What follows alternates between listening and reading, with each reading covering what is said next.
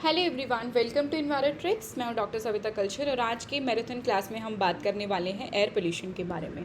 तो सबसे पहले अगर हम देखें कि एयर पोल्यूशन क्या होता है, why this is in news, और ये सारी बातें जो मैं कर चुकी हूं, तो सबसे पहले हम बात करें कि कौन कौन से गवर्नमेंट इनिशिएटिव है to combat the air pollution जो है वो स्टार्ट किए गए थे आपके।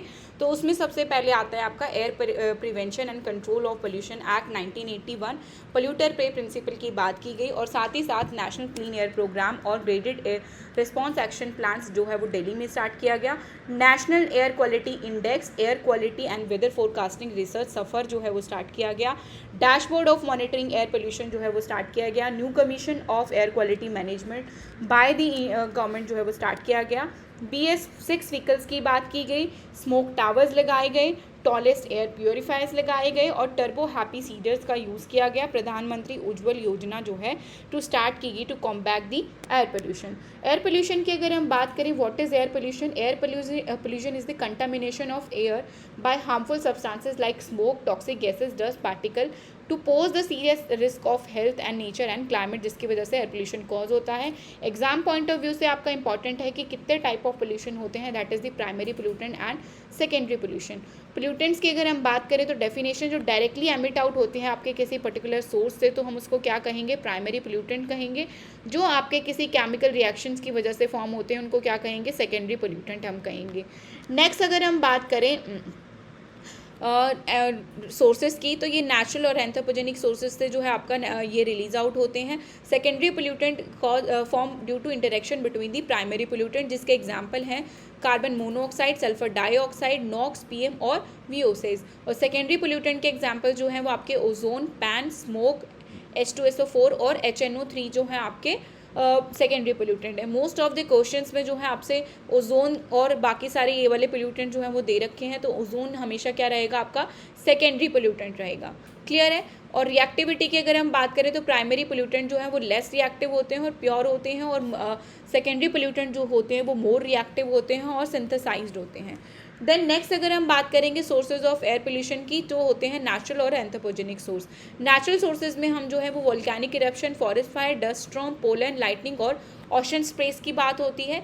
वोल्केनिक इरप्शन से सबसे ज़्यादा सल्फर डाइऑक्साइड आपका रिलीज होता है। फॉरेस्ट फायर से आपका carbon monoxide, CO2, particulate matter और नॉक्स जो है वो रिलीज होता है। फॉरेस्ट फायर से कार्बन मोनोऑक्साइड और CO2 और नॉक्स। देन आता है आपका डस्ट स्टॉर्म। डस्ट स्टॉर्म से पर्टिकुलेट मैटर 10 जो है सबसे ज़्यादा रिलीज होता है। पोलन की अगर हम बात करें तो एलर्जन और ऑर्गेनिक मैटर्स, और लाइटनिंग की बात करें तो नॉक्स जो है उसका मेजर सोर्स है। ओशन स्प्रे की अगर हम बात करें तो सी सॉल्ट और एरोसोल जो है आपके ओशन स्प्रे के नेचुरल सोर्सेज हैं एयर पोल्यूशन के। एंथ्रोपोजेनिक सोर्सेज की बात करें तो उसमें आपके ट्रांसपोर्ट, इंडस्ट्रीज, एग्रीकल्चर से सबसे ज़्यादा मीथेन जो है वो रिलीज होता है। सल्फर इंडस्ट्रीज से सबसे ज़्यादा सल्फर डाइऑक्साइड, ट्रांसपोर्ट से कार्बन मोनोऑक्साइड, नॉक्स और हाइड्रोकार्बन, बायोमास बर्निंग से सबसे ज़्यादा VOCs जो हैं आपके रिलीज आउट होते हैं। देन रेजिडुअल फ्यूल की अगर हम बात करें तो कार्बन मोनोऑक्साइड, SO2 और PM जो है वो रेजिडुअल फ्यूल से आपके रिलीज होते हैं। देन वेस्ट डिस्पोजल की अगर हम बात करें तो ओपन बर्निंग की वजह से आपके डाइऑक्सिन फ्यूरान्स की वजह से जो है आपके एंथ्रोपोजेनिक एयर पोल्यूशन कॉज होता है। क्लियर है? देन आएगा आपका common of air pollutant and effect. PM 2.5 की वजह से सबसे ज़्यादा जो इफेक्ट होता है वो आपके लंग्स और हार्ट अफेक्ट होते हैं। ठीक है? कार्बन मोनोऑक्साइड की हम बात करें तो इनकम्प्लीट कंबंशन होता है, जिसकी वजह say that reduce the oxygen haemoglobin के साथ कार्बन मोनोऑक्साइड बाइंड कर देता है, इसीलिए ये हमारे लिए बहुत जो है वो हार्मफुल है। देन बात करेंगे SO2 जो है वो एसिड रेन कॉज करता है, थ्रोट इरिटेशन जो है वो कॉज करता है। नॉक्स की बात करेंगे तो व्हीकल्स की से रिलीज आउट होता है, और पावर प्लांट से स्मॉग और एसिड रेन ये भी कॉज करता है। और साथ ही साथ अगर हम बात करें ओजोन की, तो ओजोन जो है ड्यूरिंग डे टाइम फॉर्म होता है। नॉक्स और VOCs in the presence of sunlight जब रिएक्ट होते हैं तो ये ओजोन फॉर्म करते हैं, जो ब्रीदिंग इश्यूज कॉज करता है और क्रॉप को डैमेज करता है। लेड जो है वो बैटरीज से आता है और ब्रेन और नर्वस सिस्टम को डैमेज करता है। VOCs की अगर हम बात करें तो पेंट से आता है, कैंसर रिस्क जो है वो इंक्रीज करता है। अमोनिया की अगर हम बात करें तो फर्टिलाइजर से आता है और आई और नोज इरिटेशन जो है आपका कॉज करता है। नेक्स्ट आता है आपका क्लासिकल स्मोक और photochemical smoke. What is the difference between in classical smoke and photochemical smoke? तो क्लासिकल स्मोक जो है आपका, उसको हम लंदन स्मोक भी बोलते हैं या फिर रिड्यूसिंग स्मोक भी बोलते हैं। फोटोकेमिकल स्मोक जो है वो लॉस एंजलिस स्मोक होता है और ऑक्सीडाइजिंग स्मोक होता है। वेदर की अगर हम बात करें तो क्लासिकल स्मोक आपका कोल्ड और ह्यूमिड कंडीशन में फॉर्म होता है। फोटोकेमिकल स्मोक जो आपका हॉट ड्राई सनी टाइम पे, समर पे जो है आपका फॉर्म होता है। मेन पोल्यूटेंट जो है क्लासिकल स्मोक का वो SO2 स्मोक और फॉग है, याद रखना हमेशा, SO2 स्मोक और फॉग। फोटोकेमिकल स्मोक की अगर हम बात करें तो ओजोन, नॉक्स, पैन और VOCs आपके मेजर कंस्टिट्यूएंट्स हैं। देन केमिकल नेचर की अगर हम बात करें तो they are reducing in nature, London smoke is reducing in nature and oxidising smoke is the photochemical smoke. Oxidising smoke क्या है? फोटोकेमिकल स्मोक होता है आपका। नेक्स्ट अगर हम बात करें सोर्सेज की तो कोल बर्निंग की वजह से जो है आपका फोटोकेमिकल स्मोक जो है वो फॉर्म होता है। किसकी वजह से?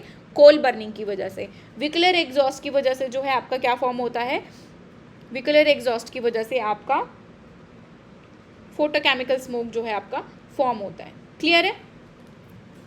हमेशा याद रखना, जो दिल्ली में जो ड्यूरिंग विंटर टाइम पे हमें देखने को मिलता है तो वो आपका फोटोकेमिकल स्मोक जो है हमें देखने को मिलता है। ब्रोंकाइटिस, रेस्पिरेटरी इशू जो है वो क्लासिकल स्मोक करता है। आई इरिटेशन और ब्रीदिंग ट्रबल जो है वो कॉज करता है आपका फोटोकेमिकल स्मोक।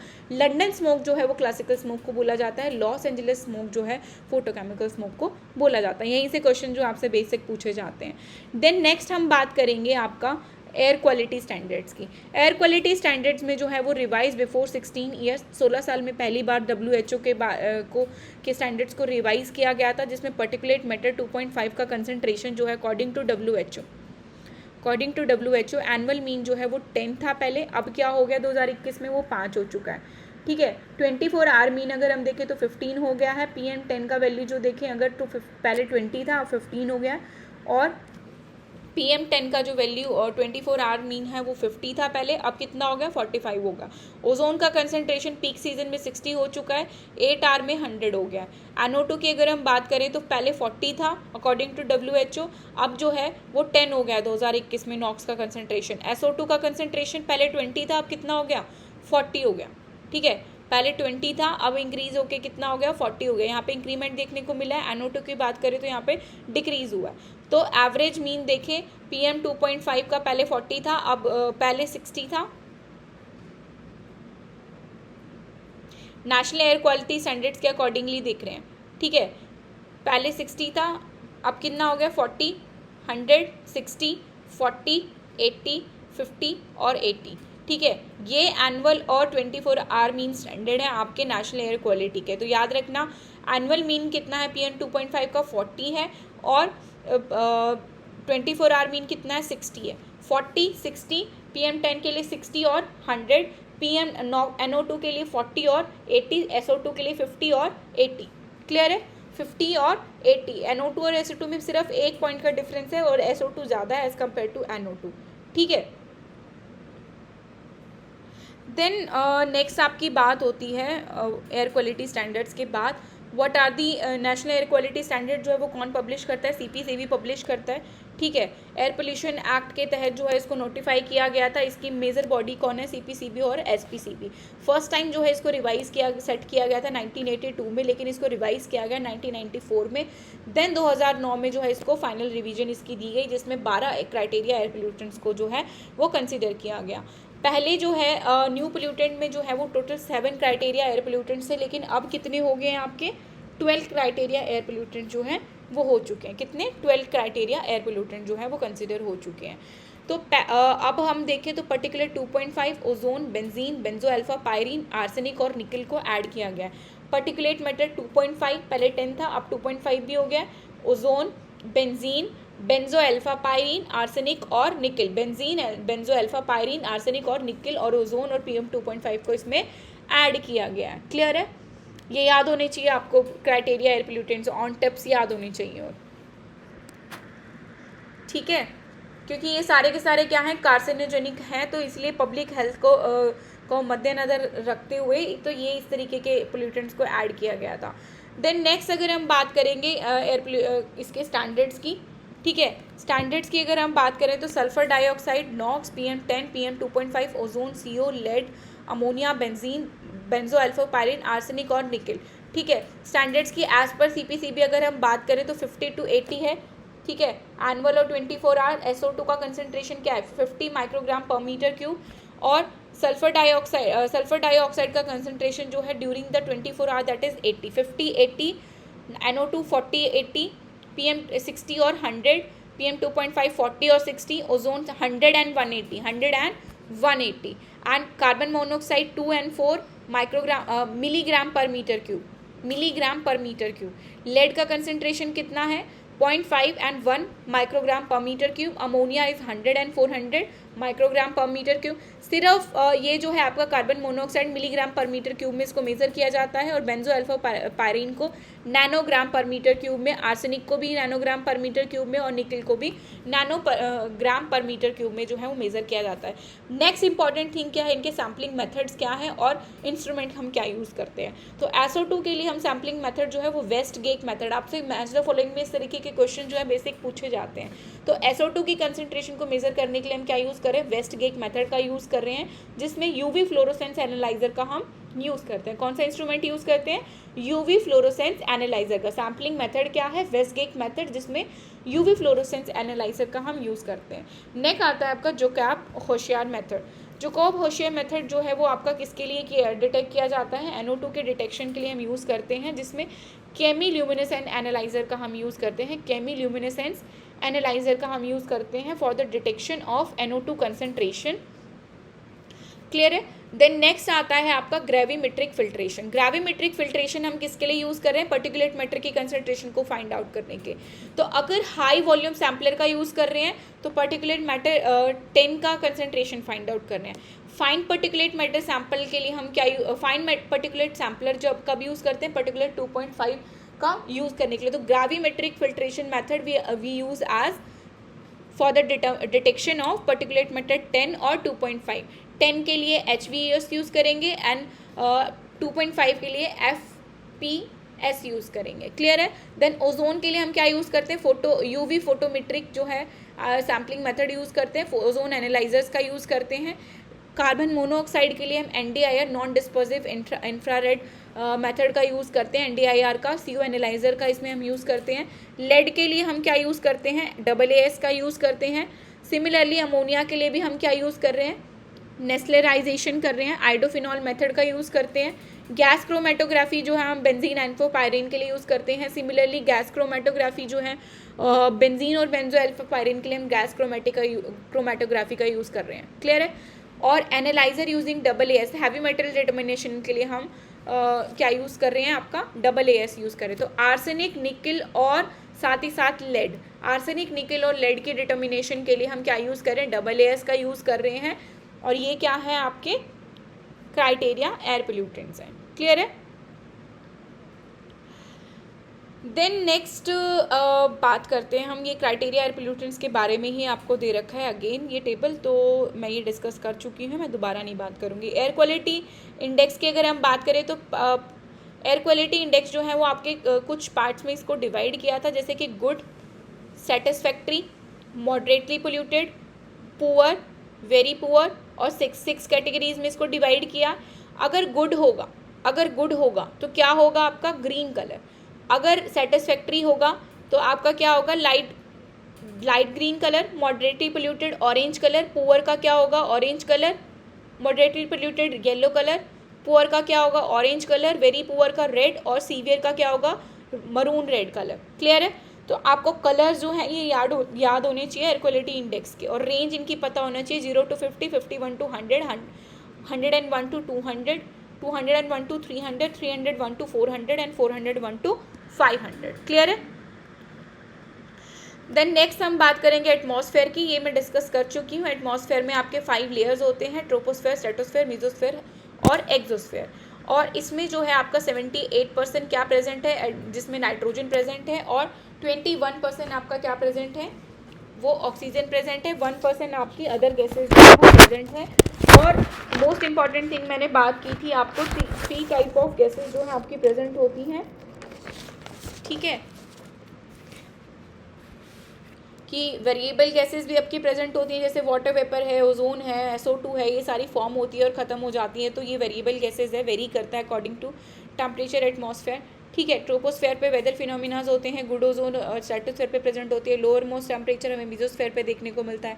थर्मोस्फेयर के इन बिटवीन क्या प्रेजेंट होता है, हमारा आइनोस्फेयर प्रेजेंट होता है। तो मेट्रॉइड्स जो होते हैं वो मेट्रोलॉजिकल रॉकेट जो हमें देखने को मिलते हैं, मेट्रॉइड्स हमें कहाँ देखने को मिल रहे हैं, मेसोस्फेयर पे, ठीक है। आइनोस्फेयर पे हमें क्या अरोराज जो है वो देखने को मिल रही हैं। स्पेसशिप जो है हमारे वो सैटेलाइट्स हैं वो कहाँ पे एक्सोस्फेयर पे हमारे लगी हैं, ठीक है। देन नेक्स्ट आता है आपका लैप्स रेट एंड स्टेबिलिटी। यहाँ से क्वेश्चंस पूछे जाते हैं, लैप्स रेट एंड स्टेबिलिटी। तो लैप्स रेट क्या होता है, it is the rate at which air temperature changes with altitude. Air temperature जब एल्टीट्यूड के साथ चेंज होगा उसको हम क्या कहेंगे, लैप्स रेट कहेंगे। तो environmental lapse rate is the actual observed lapse rate. Environmental lapse rate क्या होता है, जो लैप्स रेट को हम ऑब्जर्व करते हैं, that is the actual environmental lapse rate, ठीक है। एक होता है आपका ड्राई एडियाबैटिक लैप्स रेट, एक होता है आपका वेट एडियाबैटिक लैप्स रेट। तो अगर देखो ये कंडीशंस आपको ये टेबल अच्छे से याद कर लेना कि very stable, stable, neutral, slightly unstable, stable और हाईली स्टेबल, ठीक है। हाईली अनस्टेबल मतलब अगर मेट्रोलॉजी की कंडीशन में अगर हम बात करें तो हाईली अनस्टेबल जो है उसका टर्मिनोलॉजी अलग है। अगर हम ह्यूमन पॉइंट ऑफ व्यू से अगर हम बात करें, हाईली अनस्टेबल मतलब हमारे लिए वो अच्छा है, ठीक है, हमारे लिए वो अच्छा है, पोल्यूशन जो है उसमें कम होगा। लेकिन मेट्रोलॉजी के टर्म में अगर हम बात करें तो वेरी अनस्टेबल और जो है वो आपका क्या है, वो डिफरेंट टर्म्स हैं। तो डोंट गेट बी कंफ्यूज कि वेरी स्टेबल की बात कर रहा है तो यहाँ पे क्या है, ड्राई एडियाबैटिक लैप्स रेट ज़्यादा होगा, वर्टिकल मिक्सिंग हमें देखने को नहीं मिलेगी। अगर वर्टिकल मिक्सिंग नहीं होगी तो पोल्यूटेंट का डिस्पर्जन क्या होगा, पुअर हो जाएगा। तो क्या होगा आपका, पोल्यूशन ज़्यादा बढ़ेगा, पोल्यूशन ज़्यादा बढ़ जाएगा ना, ठीक है। अगर हम बात करेंगे आपका स्टेबल का, स्टेबल में क्या होगा, स्टेबल में आपका ड्राई एडियाबैटिक लैप्स रेट अगर ज़्यादा है, इन्वायरमेंटल लैप्स रेट, तो वीक राइजिंग सप्रेस, ठीक है। तो हमारी एयर जो है वो कम मूव होंगी, पुअर डिस्पर्जन हमें देखने को मिलेगा। विंटर मॉर्निंग्स में हमें क्या देखने को मिलता है, पुअर डिस्पर्जन हमें देखने को मिलता है, फॉग जिसकी वजह से फॉग कॉज होती है, ठीक है। That is sad for lungs, जो हमारे लंग्स के लिए अच्छा नहीं होता। तो स्टेबल कंडीशन जो है वो क्या होगा, पोल्यूशन कॉज करेगा। इसका मतलब ड्राई एडियाबैटिक लैप्स रेट ज़्यादा है as compare to adiabatic lapse rate. Neutral condition में क्या होगा, adiabatic lapse rate is all equal to dry adiabatic lapse rate. Adiabatic lapse rate किसके इक्वल होगा, ड्राई एडियाबैटिक लैप्स रेट के। तो no buoyancy, moderate dispersion, overcast day with steady wind, ठीक है। Overcast day with steady wind जो है क्या होगा आपका, neutral adiabatic lapse rate condition हमें देखने को, तो मॉडरेट डिस्पर्जन जो है इसमें देखने को मिलेगा। देन आता है आपका slightly unstable, it's mean that environmental lapse rate आपका बढ़ गया है और as compare to dry adiabatic lapse rate. इसमें क्या होगा, फेयर डिस्पर्जन हमें देखने को मिलेगा, सनी मॉर्निंग के टाइम पे फेयर डिस्पर्जन हमें देखने को मिलेगा। देन आएगा आपका अनस्टेबल में environmental lapse rate is greater than dry adiabatic lapse rate. तो स्ट्रॉन्ग वर्टिकल मिक्सिंग हमें देखने को मिलेगी, पोल्यूटेंट जो है वो अच्छे से डिस्पर्ज होंगे, और अगर पोल्यूटेंट डिस्पर्ज होंगे तो पोल्यूशन लेवल जो है वो कम हो जाएगा।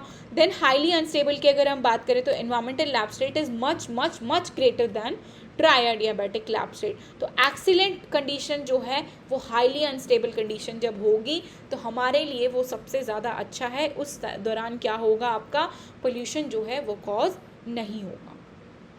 क्लियर है, पोल्यूशन जो है वो कॉज नहीं होगा। तो unstable condition is good for air quality, stable condition is sad for lung, inversion is cold ground plus warm air above. Cold ground ठंडा ग्राउंड होगा, उसके ऊपर अगर गर्म लेयर आ जाएगी तो वर्टिकल मिक्सिंग नहीं हो पाएगी, पोल्यूटेंट जो है वो ट्रैप हो जाएंगे, पोल्यूटेंट जो है वो क्या हो जाएंगे, ट्रैप हो जाएंगे, हम उसको क्या कहेंगे, इन्वर्जन कहेंगे। Then there are some type of normal condition में क्या हो रहा है कि वार्मर एयर नीचे है, देन उसके ऊपर कूलर एयर है, ठीक है। वार्मर एयर नीचे है, देन उसके ऊपर कूलर एयर है, तो इससे क्या होगा कि वार्म एयर को अबव जाएगा, धीरे धीरे टेम्परेचर जो है वो नॉर्मल कंडीशन में बैलेंस हो जाएगा। लेकिन टेम्परेचर इन्वर्जन में क्या होगा कि कूलर एरिया, दो कूलर एयर के बीच में एक वार्मर एयर आ जाएगी, तो जिसकी वजह से टेम्परेचर इन्वर्जन हमें देखने को मिलेगा। वार्म एयर, तो कूलर एयर जो है अपवर्डली मूव नहीं हो पाएगी, अपवर्डली जो है वो मूव नहीं हो पाएगी, एक इन्वर्जन लेयर जो है इसके बीच में फॉर्म हो जाएगा। देन नेक्स्ट आएगा type of temperature inversion. Type of temperature inversion की अगर हम बात करें तो सबसे पहले क्या आता है आपका, क्या आएगा आपका, ये इसमें क्या होता है बेसिकली आपका सब्सिडेंस इन्वर्जन, फ्रंटल इन्वर्जन, ठीक है, और साथ ही साथ बात करेंगे तो एक होता है आपका रेडिएशन इन्वर्जन। रेडिएशन इन्वर्जन कब होता है? Night cooling of surface. जब रात के समय कूलिंग ऑफ सरफेस हमें देखने को मिलती है तो उसको हम क्या कहेंगे? रेडिएशन इन्वर्जन कहेंगे। ठीक है, night cooling of surface is radiation inversion. Subsidence inversion की अगर हम बात करें तो सब्सिडेंस इन्वर्जन में क्या होता है? Sinking air under the high pressure. Air जो है वो सिंक हो जाती है अंडर दी हाई प्रेशर, तो उसको हम क्या कहेंगे? सब्सिडेंस इन्वर्जन कहेंगे। नेक्स्ट अगर हम बात करें फ्रंटल इन्वर्जन की, the warm air over a cold air at a front. Warm air जो है वो कोल्ड एयर के अबव आ जाती है तो उसको हम क्या कहेंगे? फ्रंटल एयर कहेंगे, फ्रंटल इन्वर्जन कहेंगे। The warm air over a cold air at a front. देन आता है आपका एडवेक्शन इन्वर्जन। एडवेक्शन इन्वर्जन में क्या होता है? Horizontal movement of warm air over a cold surface. Horizontal movement of warm air over a cold surface. ये क्या है आपका? ये है आपका valley inversion. Cold air trapped in valley. Cold air जो है वो वैली में क्या हो जाती है? वो ट्रैप हो जाती है कि cold air, warm air, cold air जो है आपकी ट्रैप हो जाती है in the valley. Then effect of temperature inversion अगर हम बात करें तो temperature inversion determine the precipitation form of cloud and also cause the loss due to condensation and warm air due to cooling. Dust particle hanging in the air. Dust particle atmosphere में ही रह जाते हैं। Stop movement of air. Movement of air हमारी कम हो जाती है अगर इन्वर्जन कॉज होता है तो, या फिर लेस रेनफॉल हमें देखने को मिलती है। लोअर विजिबिलिटी हो जाती है, जैसे फॉग फॉर्म हो जाता है ड्यूरिंग द विंटर्स। थंडरस्टॉर्म और टेरेंडोज जो है हमें देखने को मिलते हैं due to temperature inversion. Then next अगर हम बात करें डिस्पर्जन ऑफ एयर पोल्यूटेंट्स की, डिस्पर्जन ऑफ एयर पोल्यूटेंट्स की, तो डिस्पर्जन ऑफ एयर पोल्यूटेंट्स में आपके क्या क्या आते हैं? कुछ फैक्टर्स हैं जो क्या कॉज करते हैं? डिस्पर्जन कॉज करते हैं। Dispersion means the air movement pollutant spread and mix in the atmosphere. Air pollutants क्या होंगे? स्प्रेड होंगे और क्या हो जाएंगे? मिक्स हो जाएंगे एटमॉस्फेयर में, उसको हम क्या कहेंगे? डिस्पर्जन ऑफ एयर पोल्यूटेंट्स बोलेंगे। It affect the reaches of place concentration, transport, transformation और डिपोजिशन। ये किस किस को अफेक्ट करते हैं? एमिशन, डिस्पर्जन, कंसंट्रेशन और डिपोजिशन को अफेक्ट करते हैं। फैक्टर अफेक्टिंग द डिस्पर्जन अगर हम बात करें तो wind speed and direction, atmospheric stability, temperature gradient, topography और stack height. These are the major factor जो आपका इफेक्ट करते हैं डिस्पर्जन को। क्लियर है? These are the factor. तो सबसे पहले अगर हम बात करें behaviour of plume, behaviour of plume जो है अगर हम बात करें तो वो क्या है आपका? बिहेवियर ऑफ प्लूम सबसे ज़्यादा क्वेश्चन पूछे जाते हैं इसके ऊपर कि बिहेवियर ऑफ प्लूम जो है ये क्या है और इसके बारे में जो है वो हमें बताना है। ठीक है, तो लूपिंग, सबसे पहले अगर मैं बात करूँ लूपिंग में क्या होगा? अनस्टेबल कंडीशन होगा। क्या होगा? अनस्टेबल कंडीशन होगा। It's mean that is good for us. ठीक है, स्ट्रॉन्ग वर्टिकल मिक्सिंग हमें देखने को मिलेंगी। Very good in all direction, her direction में डिस्पर्जन हमें देखने को मिलेगा। तो लो पोल्यूशन लेवल जो है वो किस में होगा? लूपिंग में हमें देखने को मिलेगा। क्लियर है? लूपिंग में हमें लो पोल्यूशन डिस्पर्जन हमें देखने को मिलेगा। तो अनस्टेबल है तो हमारे लिए अच्छा है क्योंकि गुड डिस्पर्जन अच्छा होगा, पोल्यूटेंट जो है वो कम रहेंगे। देन क्या आएगा आपका कोनिंग। कोनिंग में क्या होगा? न्यूट्रल स्टेबिलिटी हमें देखने को मिलेगी। कोन शेप होता है। पोल्यूशन ऑफ डिस्पर्जन जो है वो आपका क्या रहेगा? मॉडरेट रहेगा। ग्राउंड लेवल इम्पैक्ट क्या है? मॉडरेट रहेगा। देन आएगा आपका फैनिंग। फैनिंग में क्या होता है? स्टेबल कंडीशन रहेगी। ठीक है, स्टेबल कंडीशन रहेगी। पुअर हॉरिजॉन्टल मिक्सिंग हमें देखने को मिलेंगी। तो लो टू मॉडरेट आपका ग्राउंड लेवल इम्पैक्ट देखने को मिलेगा। लॉफ्टिंग की अगर हम बात करें तो स्टेबल बिलो, अनस्टेबल अबव। ठीक है, लॉफ्टिंग में क्या होता है? लॉफ्टिंग में क्या होगा कि stable below, stable condition below होगी और अनस्टेबल कंडीशन क्या होंगी? अबव होंगी। ठीक है, स्टेबल बिलो, अनस्टेबल अबव, याद रखना है इस वर्ड को, stable below and unstable above. तो एक्सीलेंट डिस्पर्जन हमें देखने को मिलेगा। तो इम्पैक्ट देखिए अगर ग्राउंड लेवल पे तो क्या होगा आपका? कम देखने को मिलेगा। इम्पैक्ट जो है वो क्या देखने को मिलेगा? वो कम देखने को मिलेगा क्योंकि अनस्टेबल लेयर जो है वो कहाँ हो रही है? अबव जो है हमें देखने को मिल रही है। ठीक है, अनस्टेबल जो है हमें देखने को कम मिल रही है। तो ये बेस्ट कंडीशन है हमारी। ठीक है, तो लूपिंग और लॉफ्टिंग में जो है आपका पोल्यूशन देखने को नहीं मिलता है। ठीक है। देन आएगा आपका फ्यूमिगेटिंग। फ्यूमिगेटिंग में क्या हो रहा है, अनस्टेबल बिलो। अब अनस्टेबल कहाँ आ गया, बिलो आ गया। Unstable below, stable above. Stable जो है वो अबव चला गया, तो स्टेबल अबव चला गया, अनस्टेबल बिलो आ गया। It's mean that rapid downward dispersion हमें देखने को मिल रहा है, तो ग्राउंड लेवल इम्पैक्ट क्या होगा, बहुत ज़्यादा होगा। ठीक है, तो फ्यूमिगेटिंग हमारे लिए अच्छा नहीं है, ट्रैपिंग भी अच्छा नहीं है। ठीक है, सैंडविच लाइक स्टेबल स्ट्रक्चर इसमें फॉर्म हो जाता है और वेरी पुअर होता है इसमें पोल्यूशन डिस्पर्जन, तो ये हमारे लिए क्या है, ग्राउंड लेवल पे इम्पैक्टेड रहेगा। क्लियर है। देन नेक्स्ट हम बात करेंगे गॉसियन प्लूम मॉडल की। गॉसियन प्लूम मॉडल में हमने डिस्कस किया था कि गॉसियन प्लूम मॉडल क्या है, आपका एक मैथमेटिकल मॉडल है। मैथमेटिकल मॉडल है आपका गॉसियन प्लूम मॉडल। इसमें हम क्या करते हैं, इसमें हम स्टडी करते हैं किसकी, एज्यूमिंग द पोल्यूटेंट कंसंट्रेशन। क्या करते हैं, एज्यूम करते हैं पोल्यूटेंट की कंसंट्रेशन को। ये मैंने स्टेबिलिटी ऑफ क्लासेस जो है पास्कल, गिफोर्ड, ये हमें याद होना चाहिए। ए होगा, क्लास ए होगा तो very unstable, hot, sunny and windy. ठीक है, अनस्टेबल होगा तो it's mean sunny, moderate and wind. ठीक है, C slightly unstable, cloudy and light wind जो हमें देखने को मिलेंगी। न्यूट्रल कंडीशन में ओवरकास्ट और नाइट हमें देखने को मिलेगा। स्लाइटली स्टेबल होगा तो लाइट विंड एट नाइट हमें देखने को मिलेंगी, और स्टेबल कंडीशन होगा तो काम क्लियर नाइट जो हमें देखने को मिलेंगी। ठीक है, during the night time. Assumptions याद रखना, इसी से सारे क्वेश्चन जो है वो पूछ लिए जाते हैं। अजम्पशन में स्टडी स्टेट एमिशन रहेगा हमेशा। ठीक है, क्या रहेगा, steady state emission. Flat terrain रहेगा, एज्यूम करके चलेंगे कि फ्लैट टेरेन रहेगा। कांस्टेंट विंड स्पीड हमें देखने को मिलेंगी, constant wind speed and direction, constant wind speed and direction. No chemical reaction, किसी भी तरीके की कोई केमिकल रिएक्शन नहीं होगी। इनर्ट पोल्यूटेंट्स हमें देखने को मिलेंगे और गॉसियन डिस्पर्जन ऑफ पोल्यूटेंट्स हमें देखने को मिलेंगे। तो गॉसियन डिस्पर्जन ऑफ पोल्यूटेंट्स हमें देखने को मिलेंगे in the Gaussian plume model. Air pollution modelling में हम इसका यूज़ करते हैं। इन्वायरमेंटल इम्पैक्ट असेसमेंट में रेगुलेटरी एयर क्वालिटी स्टैंडर्ड्स को मेजर करने के लिए हम इसका यूज़ करते हैं। ठीक है,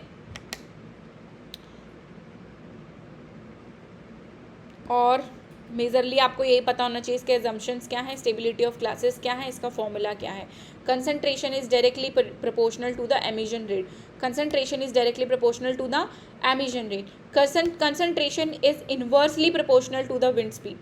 विंड स्पीड अगर बढ़ेगा तो कंसंट्रेशन डिक्रीज हो जाएगा। ठीक है, और आपका डिस्पर्जन कोफिशिएंट के क्या होता है, ये इन्वर्सली प्रोपोर्शनल होता है। इफेक्टिव स्टैक हाइट के क्या होगा, इफेक्टिव स्टैक हाइट के क्या होगा, डायरेक्टली प्रोपोर्शनल होगा। ठीक है, देन नेक्स्ट हम बात करते हैं पोल्यूशन। देन नेक्स्ट हम बात करेंगे एसिड रेन का। एसिड रेन में क्या होता है, बेसिकली एसिड रेन का पीएच कितना रहता है, इट इज़ 5.6। ठीक है, इट इज़ लेस देन 5.6 अगर होगा तो आपका क्या रहेगा, एसिड रेन होगी। ठीक है, एसिड रेन किसकी वजह से कॉज होती है, हाइड्रोजन सल्फाइड H2SO4 या फिर HNO3 की वजह से जो आपका क्या कॉज होता है, एसिड रेन जो है वो कॉज होती है। ठीक है, क्या कॉज होती है, एसिड रेन कॉज होती है। एसिड रेन जो है वो ड्राई डिपोजिशन और वेट डिपोजिशन दोनों की वजह से कॉज होती है। ठीक है, ड्राई डिपोजिशन और वेट डिपोजिशन की वजह से। कॉजेज ऑफ एसिड रेन अगर हम बात करें तो थर्मल पावर प्लांट है, व्हीकलर एग्जॉस्ट है। ठीक है, इंडस्ट्रियल कंबंशन की वजह से जो कॉज होती है।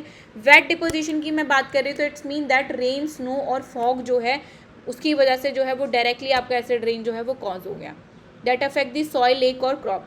ड्राई डिपोजिशन में आपका क्या होगा, ड्राई डिपोजिशन में acidic gases and particle atmosphere में रहेंगे जो करोड कर देंगे आपके मेटल को और बिल्डिंग को। जो इंडस्ट्रीज से पार्टिकल्स निकल रहे होते हैं, गैसेस जो निकल रही होती हैं, वो क्या कर देंगे, आसपास जो भी मेटल की चीज़ें हैं उनको करोड कर देंगे बिल्डिंग्स को। अभी रिसेंटली जो हम एग्जाम्पल देख रहे हैं कि विक्लर एमिजेंस की वजह से जो है आपका रेड फोर्ट जो है उसका कलर जो है वो चेंज होना स्टार्ट हो गया है। रेड फोर्ट का जो कलर है, पहले तो ताजमहल की बात हो रही थी, अब क्या हो रही है कि उसकी भी जो कलर है वो चेंज होना स्टार्ट हो गए हैं।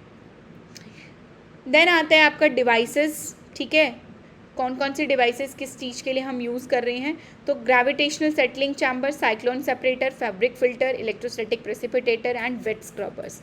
पार्टिकल साइज अगर ग्रेटर देन 50 माइक्रोमीटर होगा, लार्ज पार्टिकल्स होंगे तो वो उसका एफिशिएंसी जो है वो लो रहेगा, वो सिर्फ और सिर्फ बड़े साइज़ के पार्टिकल्स को रिमूव करेगा। ग्रेविटी से सेटलिंग हमें देखने को मिलेगी इन द ग्रेविटेशनल चैम्बर। अगर पार्टिकल साइज 10 to 50 माइक्रोमीटर है, मीडियम साइज़ के पार्टिकल है, तो मॉडरेट एफिशिएंसी रहेगी, सेंट्रीफ्यूगल फोर्स अप्लाई होगा और आपका रिमूवल हो जाएगा पार्टिकल्स का। ठीक है, पार्टिकुलेट मैटर्स का। देन आएगा आपके पार्टिकल फैब्रिक फिल्टर, जिसमें बैग हाउस होते हैं, less than 1 micrometer fine size के पार्टिकल्स को ये रिमूव करता है। बहुत अच्छी इसकी एफिशिएंसी होती है। तो मैकेनिकल फिल्ट्रेशन प्रोसेस जो है इसमें हमें देखने को मिलता है। Chemical cement particle pharmaceutical industries में हम इसका यूज़ करते हैं। देन नेक्स्ट आता है आपका इलेक्ट्रोस्टैटिक प्रेसिपिटेटर्स। इलेक्ट्रोस्टैटिक प्रेसिपिटेटर जो है वो बहुत ही फाइन, अल्ट्रा फाइन पार्टिकल्स को भी रिमूव कर देता है। तो इसकी बहुत ही अच्छी efficiency after the bag house जो है वो देखी जाती है। इसका जो है वो थर्मल पावर प्लांट्स में, रिफाइनरीज़ में जो है, रिफाइनरी इंडस्ट्रीज़ में जो हम इसका यूज़ करते हैं। इसका कॉस्ट जो है वो थोड़ा हाई रहता है as compare to other filters. Then wet scrubbers की अगर हम बात करें तो wide range and smoke gases को जो है ये रिमूव करता है। स्मोक गैसेस को रिमूवल के लिए हम क्या यूज़ करते हैं, वेट स्क्रबर्स का यूज़ करते हैं, जिसकी एफिशिएंसी बहुत अच्छी होती है, जिसमें लिक्विड ड्रॉपलेट्स का जो है वो यूज़ किया जाता है। आपसे कल क्वेश्चन मैंने एक PYQ करवाया था, तो उसमें पूछा गया था कि कौन सा ऐसा जो डिवाइस है जिसमें सबसे ज़्यादा वाटर जो है वो यूज़ किया जाता है for the removal of particle, ठीक है।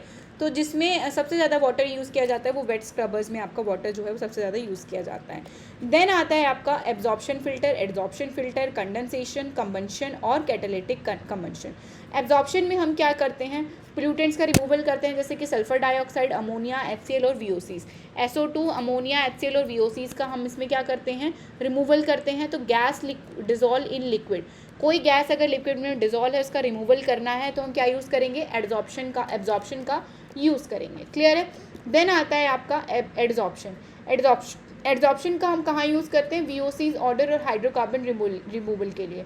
हाइड्रोकार्बन ऑर्डर या फिर VOCs रिमूवल के लिए हम इसका यूज़ करते हैं। इसमें क्या होता है कि गैस से सॉलिड वाया पोरस एड्जॉर्बेंट जो है हम रिलीज आउट करते हैं, ठीक है। Gas either the solid surface and carbon. इसकी एफिशिएंसी कैसी होती है, हाई एफिशिएंसी होती है। देन आता है आपका कंडेंसेशन, इसमें भी VOCs ऑर्गेनिक वेपर्स का हम रिमूवल करते हैं। देन आता है आपका थर्मल या फिर थर्मल कंबंशन, जिसमें भी VOCs और हाइड्रोकार्बन के लिए होता है। और कैटालिटिक कन्वर्टर्स जो है आपका CO, कार्बन मोनोऑक्साइड, VOCs और हाइड्रोकार्बन्स के लिए हम यूज़ करते हैं। क्लियर है। तो मेजरली जो है हमने यहाँ पे सारे कन्वर्टर्स की हमने बात कर ली है।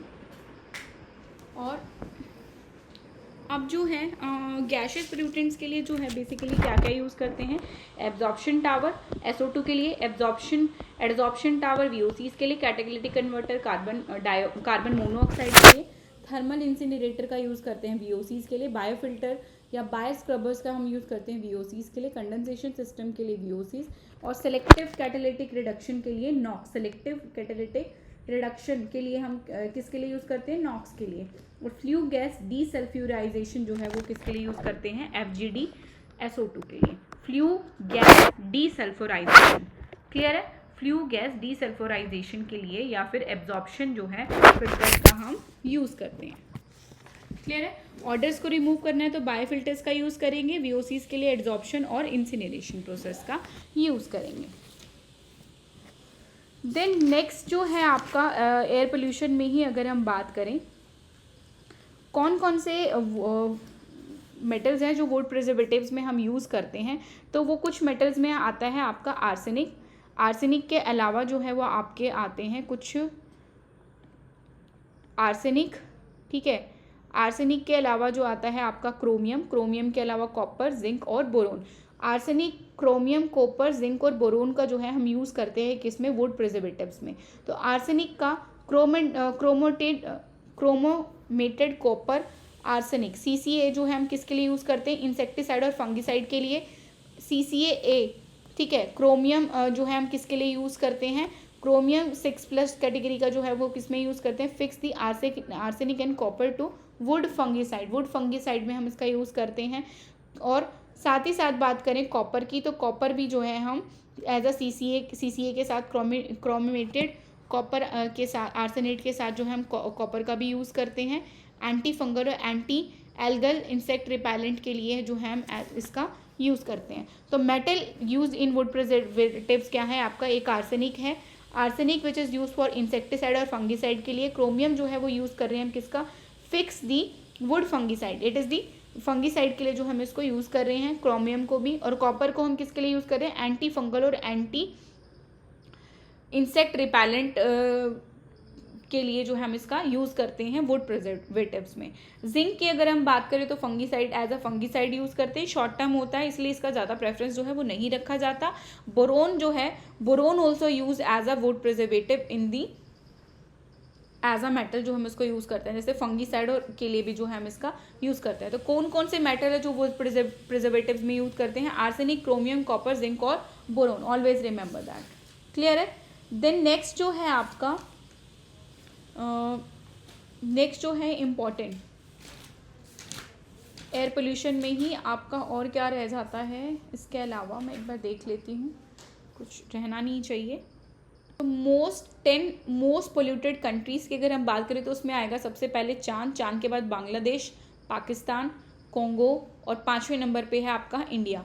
20 मोस्ट पोल्यूटेड सिटीज़ की अगर हम बात करें तो सबसे पहले मेघालय की सिटी आती है, ठीक है, बरिहन, और फिर आता है आपका दिल्ली के बाद आता है मल्लापुर पंजाब और लाहौर पाकिस्तान, फिर 5वें नंबर पे फरीदाबाद। तो एक सबसे पहले मेघालय की सिटी आती है, फिर दिल्ली, फिर मल्लापुर पंजाब, लाहौर से पाकिस्तान और फरीदाबाद जो है आपकी one of the most polluted cities हैं। फिर उसके बाद आता है आपका लोनी यूपी में, न्यू दिल्ली से गुरुग्राम और Ganganagar Rajasthan, great Noida UP, Bhiwadi Rajasthan, Muzaffarnagar UP और हनुमानगढ़ जो है one of the most polluted city जो हमें देखने को मिलती हैं। क्लियर है?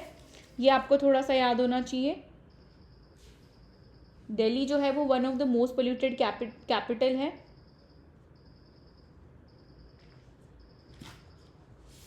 और क्राइटेरिया पोल्यूटेंट्स हम डिस्कस कर चुके हैं, कब उसको रिवाइज किया गया था, कहाँ पे क्या रिपोर्ट्स जो हैं वो भी हम स्टडी कर चुके हैं।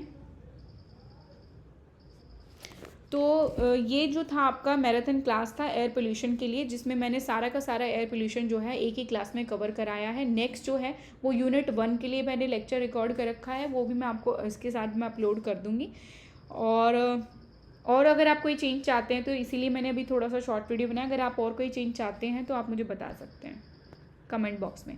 So please like, share, subscribe my video and comment if any query.